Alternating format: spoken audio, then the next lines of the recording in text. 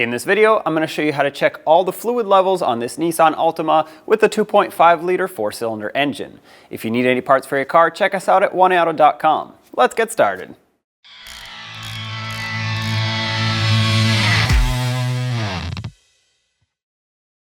First on the list will be the engine oil. This is the most common one to check, and the dipstick for it is located between the engine and the radiator. Has a yellow handle to it, and it's located right here. It's best to check the engine oil after the engine has sat for a little bit and has not been run. You also want to make sure you're on flat level ground. This car's been sitting for a couple days, so this is perfect.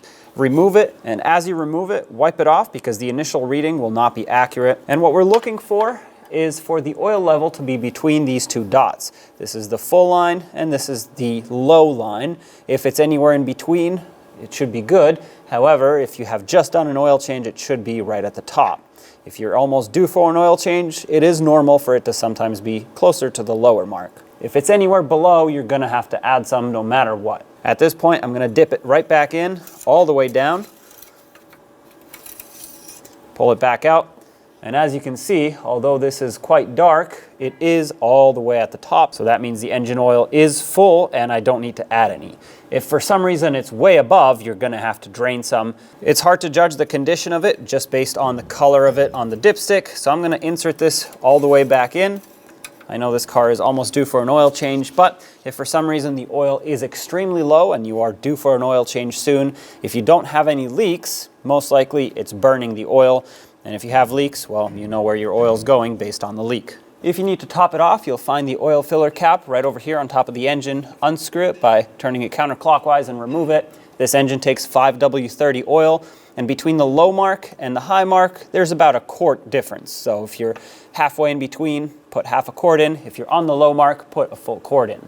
Tighten this back up when you're done, and that's how you check the engine oil level. We're gonna move on to checking the coolant level. The best way to do it is right at the reservoir. This is the expansion tank, and you can see there is still some coolant left in it, which is great. It's between the maximum and the minimum line. The maximum line is this split in the tank right here, and the minimum line is about an inch below. If I open the cap, which you should only do when the system is cold, even though this tank is not pressurized, it's a good habit to do that. You can inspect the condition of it visually. With a cold engine, you want to let it sit for a few hours before you do this. You can open up the radiator cap, which is located towards the front on the radiator. Turn it counterclockwise 2 clicks. This is one, push it down, and another click. Of course, mine is full. You can see it's full to the top, which is normal. This means the system is full of coolant, and you could even run a coolant test here if you have a device that does it, checking the condition of it and seeing if it needs to be replaced or not. I'm going to put a rag down here so I don't spill any on the ground, because putting the cap back on will spill some. Line it up, turn it clockwise 2 clicks, and once it's locked in, you're good to go. If you need to add any coolant directly to the radiator, you would do it here. And if you need to add to the overflow, you would do it at the overflow. Check the owner's manual for specific coolant type and capacities. Clean up anything that leaked, and that's how you check the coolant level.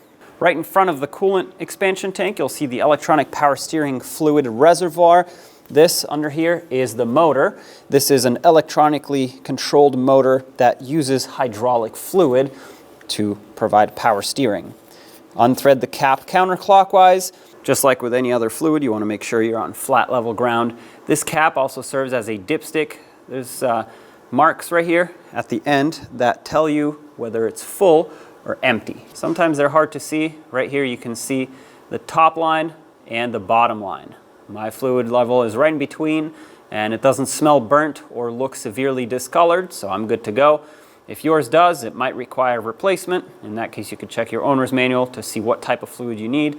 I'm going to leave mine as is because I do not need to top it off. I'm going to reinstall the cap, turn it clockwise, and snug it up. Right between the engine and the air intake ducting, we have the transmission dipstick tube. It is also important to note a few things here. You want to check it with the engine running at operating temperature after you've already driven it for a little bit.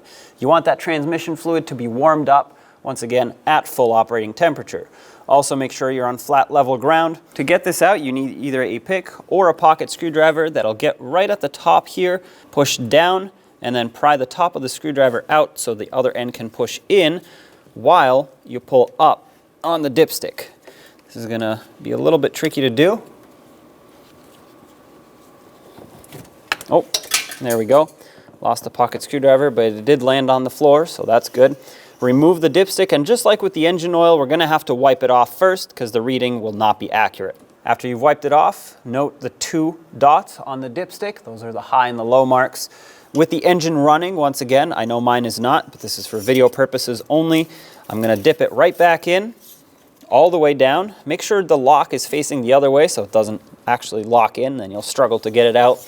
Pull the dipstick back out, and then you can check the level of it based on what it says on the dipstick. I know mine's a little bit high, but my vehicle isn't running, so that's normal. If your vehicle was running, you'd want to be right in this area here with the hash marks, preferably right on that top notch. Once again, the key things to keep in mind here are make sure the engine is at operating temperature and the transmission as well.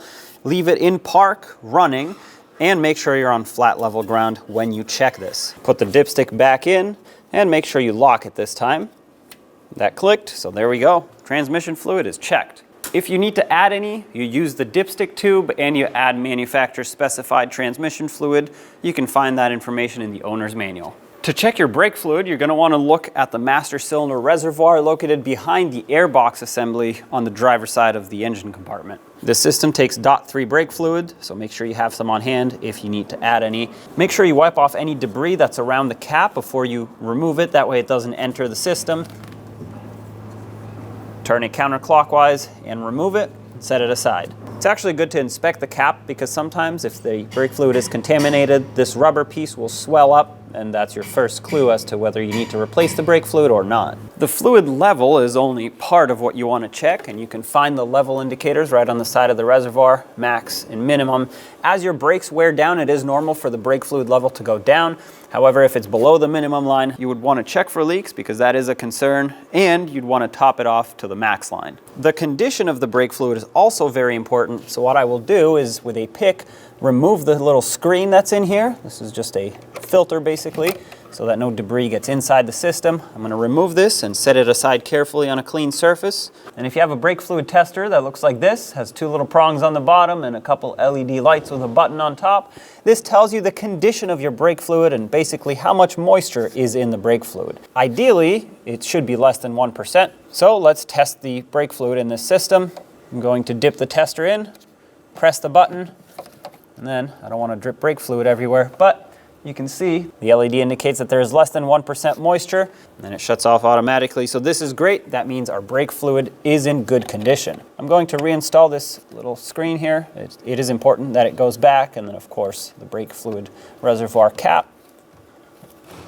If you spilt any, wipe it off. It is important that brake fluid does not get on the paint because it does damage the paint of the vehicle. And that is how you check and test the brake fluid. Once again, if you need to top it off, add .3 brake fluid, not anything else. Last but not least, the windshield washer fluid, which is located right by the passenger side headlight. Pop the cap, and you can add your favorite brand of windshield washer fluid until the reservoir is full. Then you close it off. And that is how you check all of the fluids and top them off on this Nissan Altima. I hope you enjoyed this video and you found it helpful. If you have anything to add, leave it in the comment section below. And as always, don't forget to check us out at 1A Auto for any car parts that you might need. Don't forget to subscribe and ring that bell so you can stay up to date with all of our latest content. Thanks for watching.